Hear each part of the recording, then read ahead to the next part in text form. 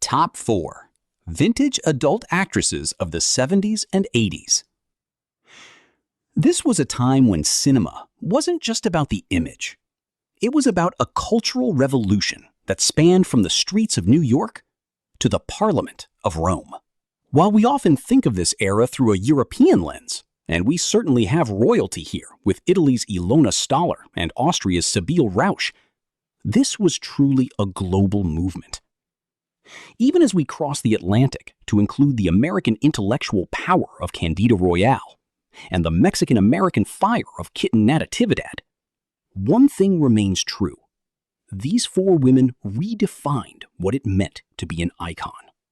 They were the unapologetic Back to Jim Lang and the dating They game. navigated a world of shifting taboos. Thank you very much, Johnny, and turning welcome the back to grain the of dating game, 35 everybody. millimeter It's film time now, into Francesca, a canvas for for you to agency, choose your date and make humor, one guy and very, political very happy. defiance. And Today, question we is, look who at the gets the women date? who Will it didn't be just bachelor capture the games. number 1, They bachelor number commanded it. 2, or bachelor Let's number dive 3? into the Who is lives the of the lucky legends. fellow?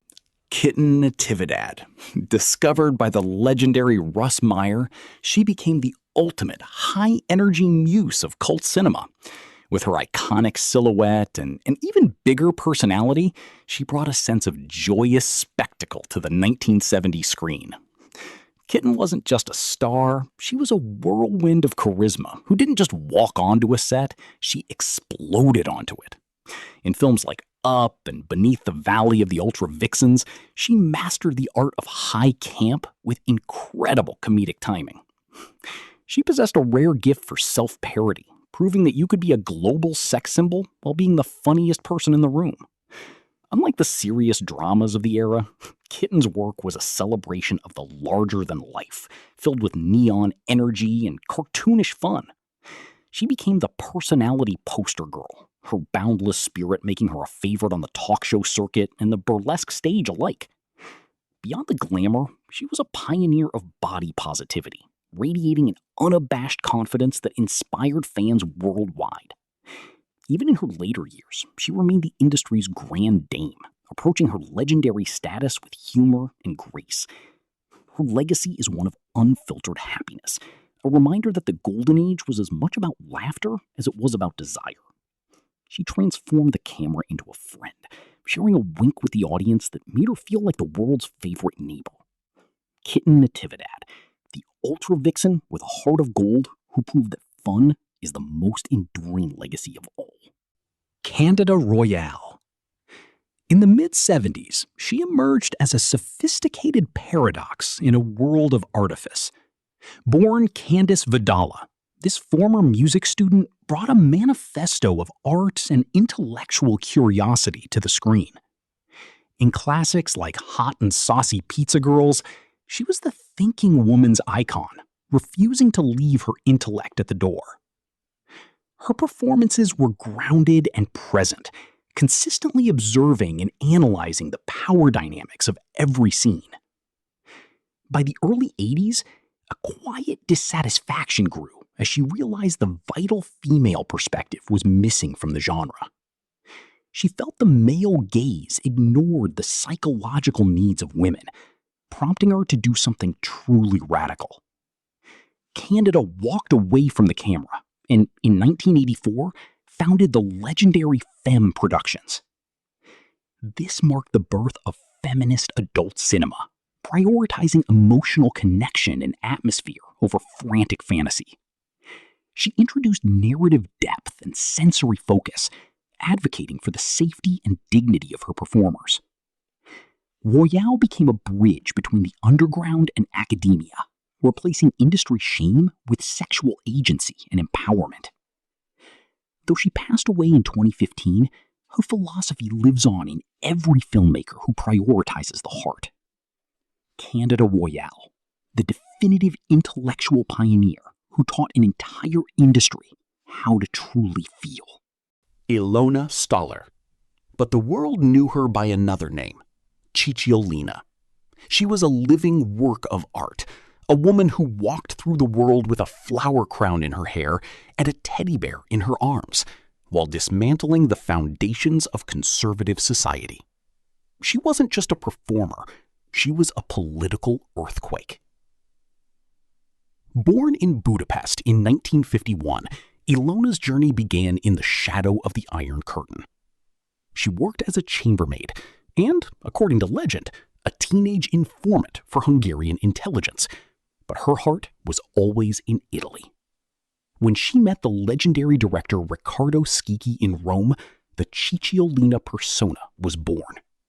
It was a name that meant little cuddly one, a name that would soon become synonymous with total sexual liberation.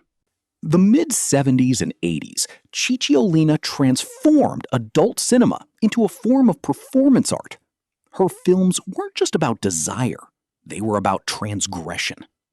She pioneered a style that was surreal and colorful, often appearing in elaborate fairy tale settings.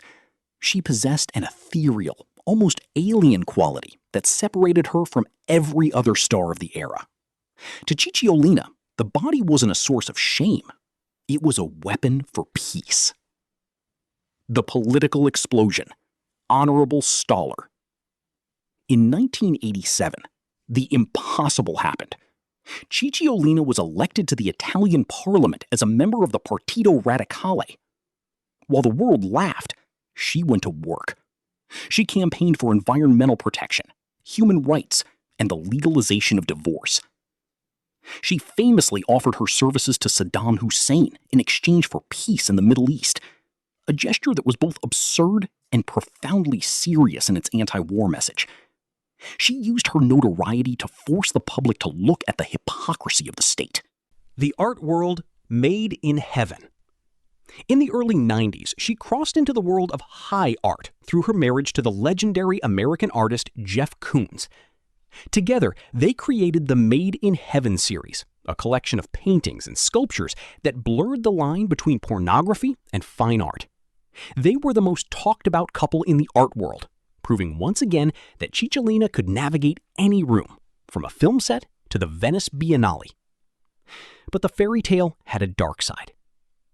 Her high-profile divorce and the grueling, decade-long custody battle for her son, Ludwig, became a public tragedy. Yet, through the legal battles and the shifting tides of fame, she never stopped being Cicciolina.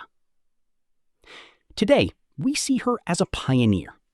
Long before influencer culture or modern activism, she understood the power of the image. She was a woman who lived her life as a total performance, a revolutionary who proved that you could be soft, blonde, and whimsical while still being a force that changed the laws of a nation. Ilona Staller, the icon who turned the world into her stage. The year was 1980. In the heart of Munich and Vienna, a new face began to dominate the newsstands. Her name was Sibylle Rauch, soon to be known to the world as Sibylle.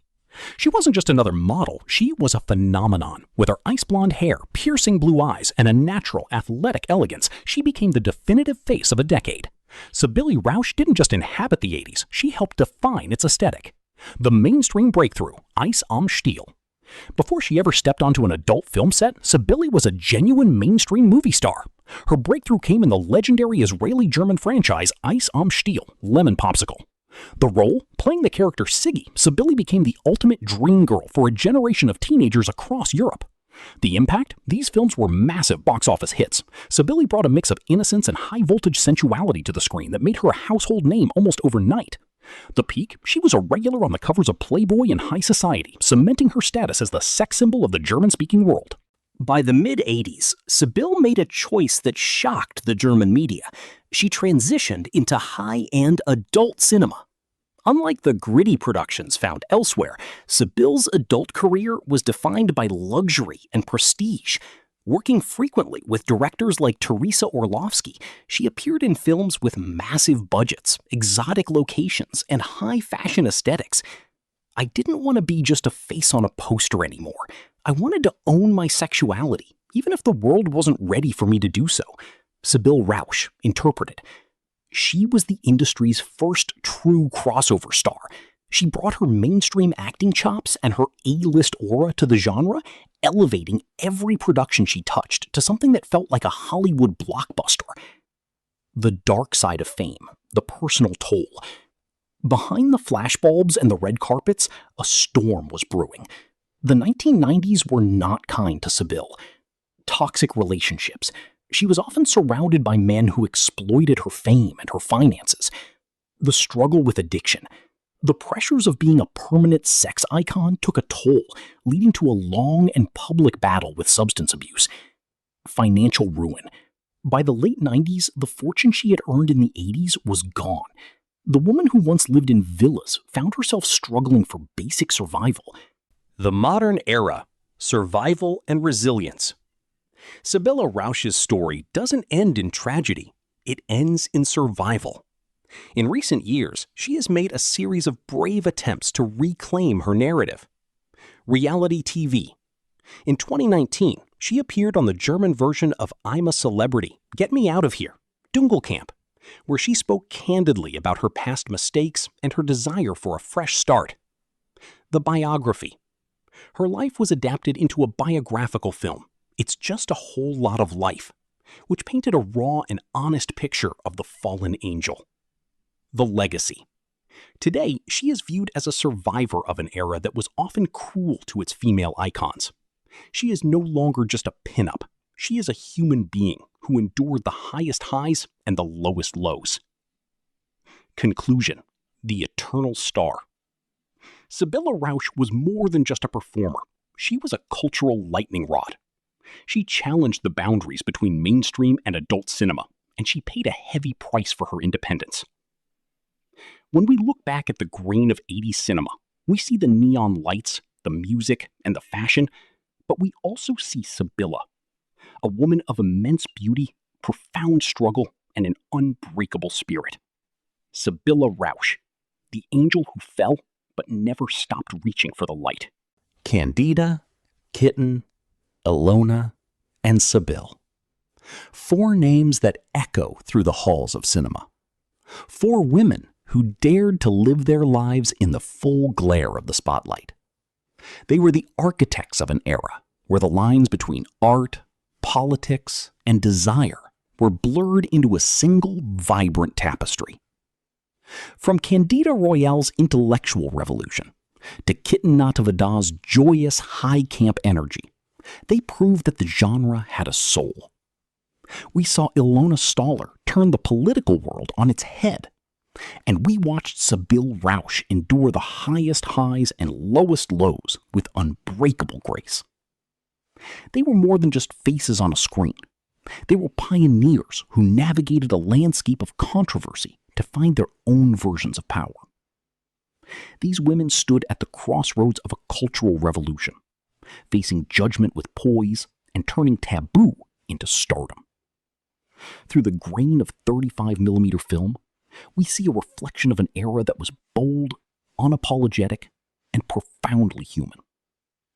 Their legacies remind us that true icon status isn't just about beauty. It's about the courage to be unforgettable. They leave behind a body of work that continues to fascinate, challenge, and inspire collectors and historians alike. The golden age may have faded into the digital hum of the modern world, but their light continues to glow in the heart of cinematic history. Thank you for joining us on this journey through the lives of these legendary muses. Don't forget to subscribe and share your favorite memories in the comments below. The icons of the 70s and 80s. Their stories are told, their names are immortal, and their spirits remain undefeated.